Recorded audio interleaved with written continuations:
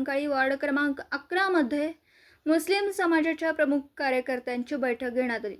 या ठिकाणामध्ये सर्व मुस्लिम समाजाच्या कार्यकर्त्यांची मतं आजमावून शेवटी आमच्या काही 3 प्रमुख मागण्या आहेत। त्या मागण्या काँग्रेस पक्ष पूर्ण करण्याचा ठाम आम्हाला आश्वासन देत असेल तर आम्ही त्यांच्या पाठीशी राहू, अन्यथा तटस्थ राहू किंवा इतर पर्याय उपलब्ध करू, असा या ठिकाणी मुस्लिम समाजाच्या कार्यकर्त्यांनी निर्णय घेतला।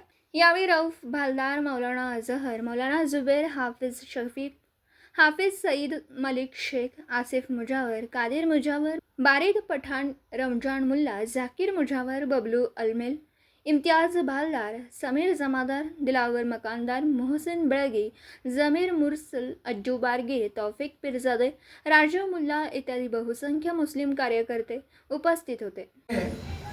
वार्ड क्रमांक 11 मधील मुस्लिम समाजाच्या प्रमुख कार्यकर्त्यांची हे होऊ घातलेल्या पंचवार्षिक विधानसभा निवडणुकीसंदर्भात एक बैठक आयोजित करण्यात आली। या बैठकीमध्ये मुस्लिम समाजाच्या सर्व प्रमुख कार्यकर्त्यांची मते आजमावून घेण्यात आली। या मीटिंगचा सारांश असा निघाला की मुस्लिम समाज हा पूर्वीपासून काँग्रेस पक्षाच्या पाठीशी एकनिष्ठपणे राहतो, बिनशर्त त्याचा पाठिंबा देतो आणि अनपेक्षित लोकसुद्धा त्या ठिकाणी त्या प्रचारामध्ये उतरतात आणि काँग्रेस पक्षाच्या उमेदवाराला निवडून आणतात। परंतु निवडून येण्यापूर्वी काँग्रेस पक्षाची भूमिका एक असते, निवडून आल्यानंतर एक भूमिका असते। त्या ठिकाणी काही आम्ही अपेक्षा काँग्रेस पक्षाकडून केलेला असतो, परंतु त्याला जाणीवपूर्वक त्या ठिकाणी डावललं जातं, कारण त्यांच्या डोक्यामध्ये एकच फीट बसलेला आहे की मुस्लिम समाज हा कुठं जात नाही, यांना पर्याय उपलब्ध नाही, हा झिडकारला तरी काँग्रेस पक्षाच्याच पाठीशी येणार, हा जो त्यांचा जे डोक्यामध्ये बसलेला आहे, त्यांची जी मानसिकता झालेली आहे, त्यांना कुठेतरी जाग आणण्यासाठी या ठिकाणी समाजाच्या प्रमुख कार्यकर्त्यांनी निर्णय घ्यायचं ठरवलं आणि विधानसभेपूर्वी आपल्या काही मागण्या आहेत त्या त्यांच्या पुढे ठेवायच्या।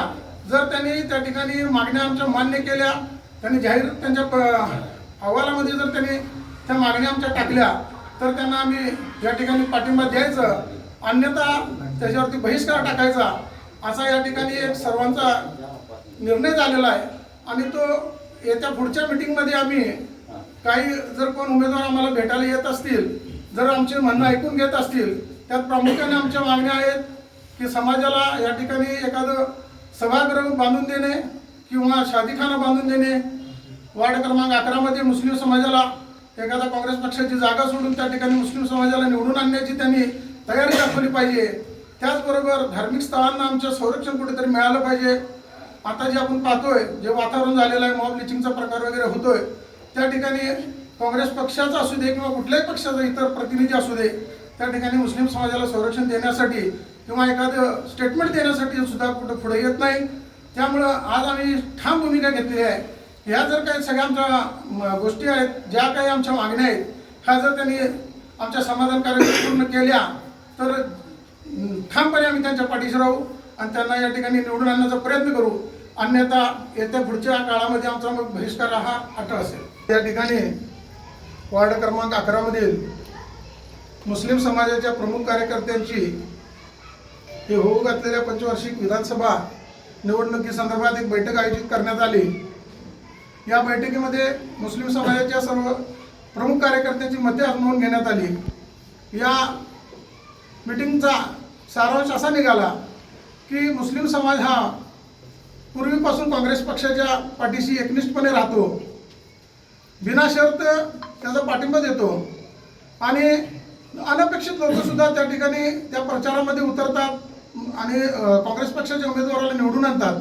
परंतु निवडून येण्यापूर्वी काँग्रेस पक्षाची भूमिका एक असते, निवडून आल्यानंतर एक भूमिका असते।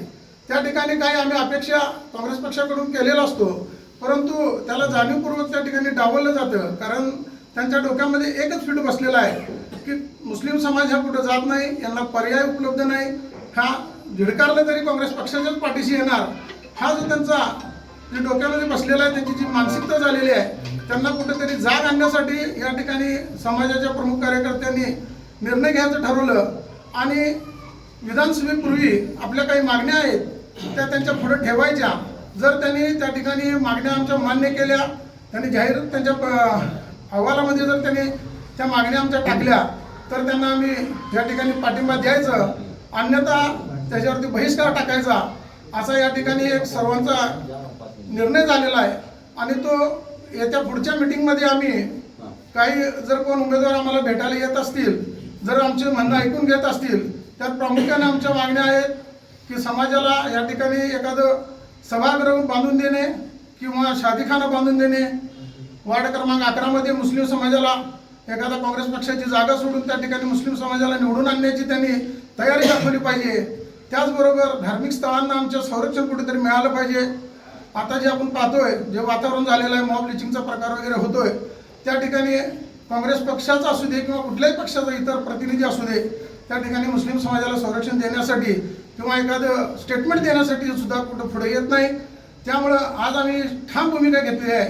ह्या जर काही सगळ्या आमच्या गोष्टी आहेत, ज्या काही आमच्या मागण्या आहेत, ह्या जर त्यांनी आमच्या समाधानकारक पूर्ण केल्या तर ठामपणे आम्ही त्यांच्या पाठीशी राहू आणि त्यांना या ठिकाणी निवडून आणण्याचा प्रयत्न करू.